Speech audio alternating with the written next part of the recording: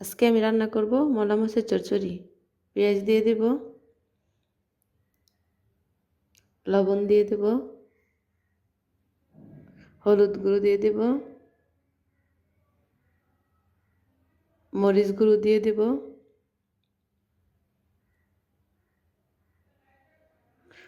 জিরার গুঁড়ো দিয়ে দেব,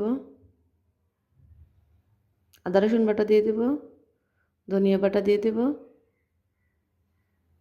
তেল দিয়ে দেব। তারপর ভালো করে মাছ আর মশলার সাথে মাখিয়ে নেব, ভালো করে ম্যারিনেট করে নেব।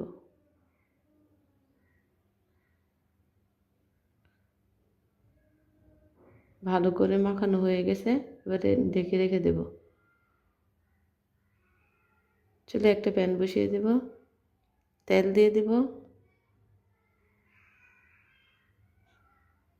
তেলটা গরম হয়ে গেলে ম্যারিনেট করা মাছগুলো দিয়ে দেব। ভালো করে একদম ছড়িয়ে দেব হালকা হাতে।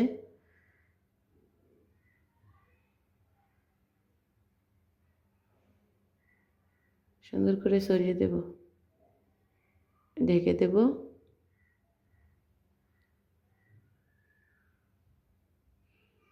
ঢাকনা উঠিয়ে নেব।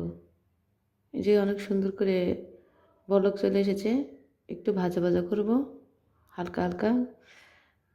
ঝোলটা যখন গায়ে গায়ে হয়ে যাবে তখন নামিয়ে নেব। এ পর্যায়ে আমি গ্যাসটা বন্ধ করে দিয়েছি, হালকা করে একটু নাড়াচাড়া দিয়ে দিয়েছি। বেশি জোরে নাড়াচাড়া করলে মাছগুলো ভেঙে যেতে পারে। এখন নামিয়ে পরিবেশন করব। মাছের চচ্চড়ি খুবই সুস্বাদু। আপনারা একবার ট্রাই করবেন। আমার চ্যানেল সাবস্ক্রাইব করবেন।